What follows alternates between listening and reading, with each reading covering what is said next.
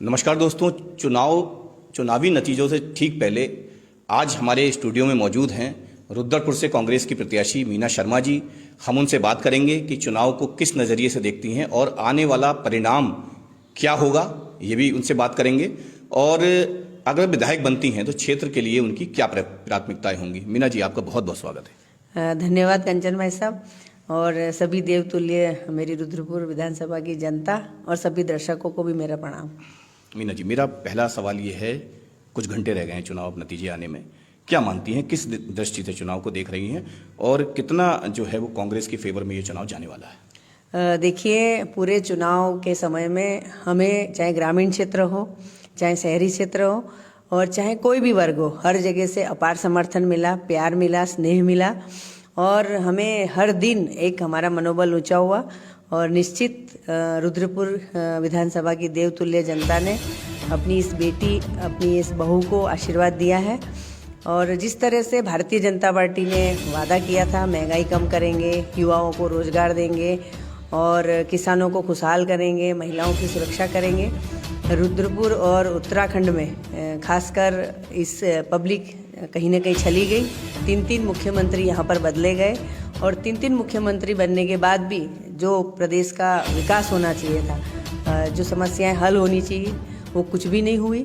और रुद्रपुर की जनता ने भी परिवर्तन का मन बनाया हुआ है और साथ साथ उत्तराखंड की जनता ने भी परिवर्तन का मन बना रखा है।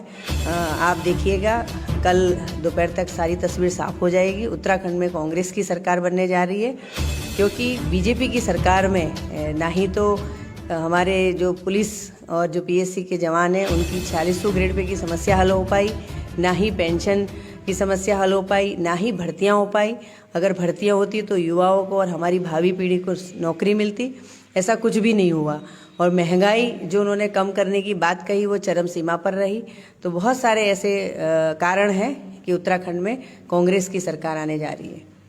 अगर बात करें पूरे कुमाऊं की, तो कांग्रेस ने एकमात्र प्रत्याशी के रूप में आपको मैदान में उतारा, कितना फायदा इसको आपको मिलेगा? देखिए, इस बार कांग्रेस पार्टी ने पूरे उत्तराखंड में हर जगह बहुत अच्छे से टिकट का वितरण किया है, हर समाज का ध्यान रखा है और साथ साथ महिला वर्ग का भी ध्यान रखा है।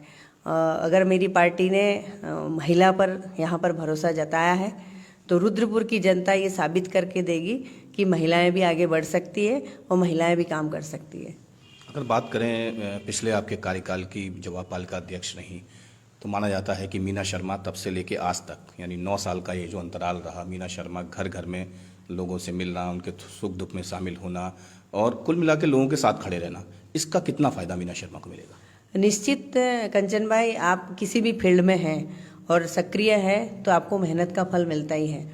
पहले भी पार्टी ने मुझे जब महिला सीट हुई तो यहाँ पर टिकट दिया और यहाँ की जनता ने अपार समर्थन दिया। मैंने 5 वर्ष रुद्रपुर में जी भरकर और ईमानदारी के साथ सेवा की और सबने मुझे सराहा भी। और उसके बाद भी ऐसा नहीं कि हम पद पर हैं तो स्वार्थवश लोगों के बीच गए, काम किया, पर 9 वर्ष हटने के बाद भी लगातार आपने देखा कि हम जनता के बीच जुड़े रहे, चाहे उनका सुख हो, दुख हो, समस्या हो, छोटी छोटी समस्याओं में भी जहाँ तक संभव हो सकता था हम उनके साथ खड़े रहे और लगातार सबके घर आना जाना बना रहा। और इसी का नतीजा है कि कहीं ना कहीं हम जनता का भी प्यार पा सके और हमारी पार्टी ने भी हम पर भरोसा जताकर इतनी बड़ी विधानसभा का एक महिला को टिकट दिया। और मेरा सबके बीच में आना जाना ही इतना अच्छा रहा कि जनता ने मुझे हाथों हाथ उठाया। भाजपा ये आरोप लगाते रहे हैं कि कांग्रेस के पास सिर्फ एक चेहरा हरीश रावत है, इसके अलावा कोई चेहरा ही नहीं है। और हरीश रावत की बात करें तो वो लगातार अपने बयानों से पलटते रहे हैं। जैसे उन्होंने पिछले दिनों ट्वीट किया, ट्वीट में बहुत सारे उसके मायने निकाले जाने लगे। उसके बाद हाईकमान ने दिल्ली तलब कर लिया पूरे कांग्रेस के संगठन को। अगर देहरादून की बात करें तो क्या मानती हैं भाजपाइयों को, ये आरोप कितना ज़्यादा सही लगता है आपको? या मैं भाजपाइयों को ये चैलेंज करना चाहती हूँ कि उन्होंने बार बार 3 मुख्यमंत्री बदल के रुद्रपुर और उत्तराखंड प्रदेश की जनता को क्या दिया? कोई विकास नहीं हुआ, कोई ऐसा विज़न नहीं था और बहुत सारी समस्याएं बिल्कुल खड़ी हुई है। और अगर कांग्रेस के पास हरीश रावत जी जैसे या और भी हमारे पास बड़े बड़े चेहरे हैं, अनुभवी चेहरे हैं और अच्छे से प्रदेश चलाया है और बहुत सारी जनहित की योजनाएं लागू की है, तो भारतीय जनता पार्टी तो निरर्थक आरोप लगाती रहती है। अगर बात करें कुछ चैनल के सर्वे में कांग्रेस की सरकार आती है, कांग्रेस की सरकार आती है और मंत्रिमंडल में जगह मिलने को मीना शर्मा को कितना पसंद? देखिए कंचन भाई, पार्टी ने मुझे पहले भी नगरपालिका अध्यक्ष का टिकट दिया, मैं पार्टी की तब भी बहुत आभारी हूँ और अभी मुझे घर बैठे, ये भी नहीं कि हमें कहीं बड़े नेताओं के शीर्ष नेतृत्व का चक्कर लगाना पड़ा हो या दिल्ली देहरादून, उन्होंने घर बैठे हमको कांग्रेस पार्टी का टिकट दिया। ये मेरे लिए बहुत बड़ी बात है। मैं पार्टी की जितनी भी धन्यवाद करूं या आभारी हूं उतना कम है। मेरी सबसे ज़्यादा खुशी उसी में होगी कि हमारी पार्टी के ज़्यादा से ज़्यादा विधायक आए कांग्रेस पार्टी के और उत्तराखंड में कांग्रेस की सरकार बने। हमारा ऐसा कोई दूर दूर तक लालच या स्वार्थ नहीं है कि मैं किसी मंत्रालय के काबिल हूँ, क्योंकि मैं पहली बार इलेक्शन लड़ रही हूँ और सबसे ज़्यादा खुशी इसी में है कि कांग्रेस पार्टी की सरकार बने और उत्तराखंड प्रदेश में जो बड़ी बड़ी समस्याएं हैं, मैंने आपको पहले भी बताया, चाहे 4600 ग्रेड पे की समस्या हो, पेंशन की हो, भर्ती की हो, युवाओं के लिए नौकरी की बात हो और सबसे बड़ी बात कांग्रेस ने अपनी घोषणा में बोला है कि गैस सिलेंडर 500 रुपये से पार नहीं जाने देंगे, क्योंकि जो मध्यम वर्ग और गरीब वर्ग है उसके लिए महंगाई ने कमर तोड़ दी है और ऐसे में हमारी सरकार आती है तो 500 रुपये में गैस सिलेंडर मिलेगा, 200 यूनिट बिजली फ्री मिलेगी और युवाओं को नौकरी देने की बात। और साथ साथ अगर मुझे भी यहाँ पर मौका मिला तो बहुत सारी ऐसी समस्याएं हैं, मैंने पहले भी आपको बताया कि यहाँ पे ट्रांजिट कैंप इतनी बड़ा एरिया है, वहाँ पे गर्ल्स इंटर कॉलेज बने, यहाँ पर घर बैठे महिलाओं को छोटा छोटा लघु उद्योग मिले और चाहे ड्रेनेज सिस्टम हो, सीवरेज सिस्टम हो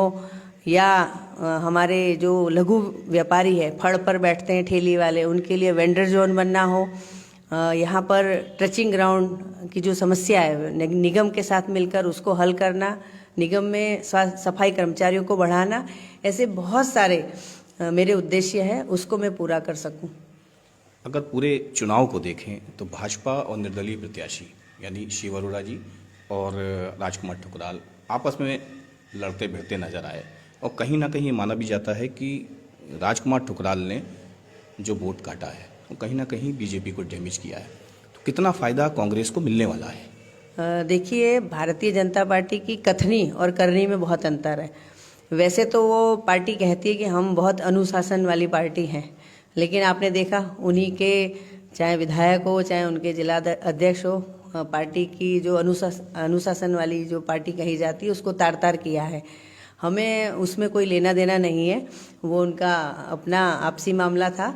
लेकिन चाहे इस बार सीधे कोई भी कैंडिडेट आता भारतीय जनता पार्टी से, इस बार रुद्रपुर की जनता परिवर्तन करके ही रहती, क्योंकि यहाँ की जनता ने देखा है 10 साल में ऐसा कोई बड़ा विकास नहीं हुआ, सिर्फ जुमले और आए दिन किस तरह की घटनाएं हुई, ना कहीं महिलाओं का सम्मान, और आप सबने देखा ही है।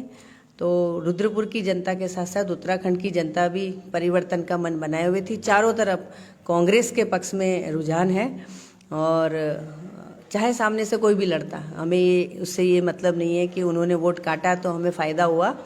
आमने सामने लड़ाई होती तब भी हम पूरी ताकत से, क्योंकि रुद्रपुर की जनता हमारे साथ है और उन्हीं के आशीर्वाद से हम पूरी मनोबल से और पूरे योग से लड़ते हैं। अगर संगठन की बात करें तो कहीं ना कहीं आप पूरे चुनाव को देखिए, कांग्रेस में भी सब कुछ ठीक ठाक नज़र नहीं आया।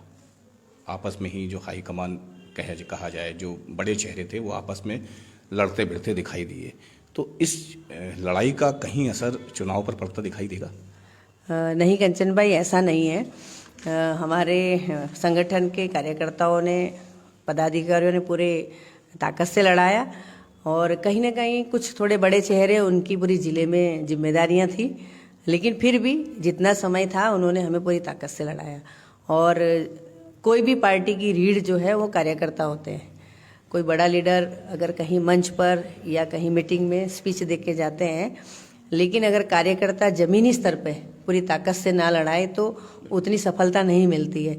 और आपने इस चुनाव में देखा कि मेरे साथ जमीनी कार्यकर्ता पूरे दिल से, ऐसा लग रहा था कि वो ही चुनाव लड़ रहे हैं, उतनी ताकत से उन्होंने लड़ाया। और सड़कों पे ज़्यादा हल्ला भले नहीं दिखाओ, लेकिन उन्होंने घर घर जाकर और जैसे कहते हैं ना दीमक धीरे धीरे खोखला करती है, इसी तरह उन्होंने भारतीय जनता पार्टी और बीजेपी का कैडर वोट भी खिसकाने में पूरी कामयाबी पाए हैं। लेकिन जहाँ चुनाव की बात आती है वहाँ कहीं ना कहीं धन बल अपने आप जुड़ जाता है।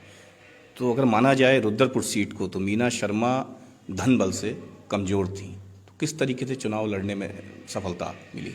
देखिए, हमारे पास पहले भी एक तथ्य है। जब हम नगरपाल का अध्यक्ष रहे, मैंने बताया था आपको, उस समय भी हमारे पास सिर्फ 2.5 लाख रुपया था और जो हमारे सामने लड़ रहे थे कैंडिडेट, वो बहुत पैसे वाले थे, धनबल से बिल्कुल कहते हैं ना कि संपन्न।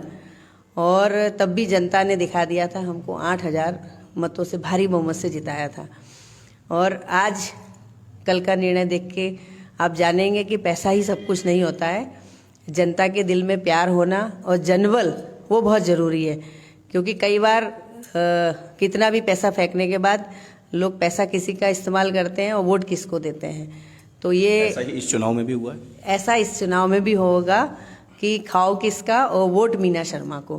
क्योंकि मीना शर्मा हमेशा एक गरीब से गरीब आदमी के यहाँ छोटे से छोटे काम में, सुख में दुख में जाती है और इसीलिए जनता ने मुझे प्यार दिया है। हार जीत के फैसले से पहले जनता के लिए, रुद्रपुर की पब्लिक के लिए क्या कहना चाहेंगे?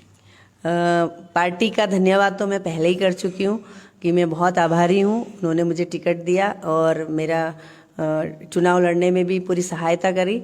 और पार्टी भारी बहुमत के साथ आए, प्रदेश में सरकार बने, ऐसी मेरी ईश्वर से भी कामना है। और साथ साथ मैं जनता से भी यही कहना चाहती हूँ कि आपने मुझे हमेशा अपार जन समर्थन दिया है, आशीर्वाद दिया है।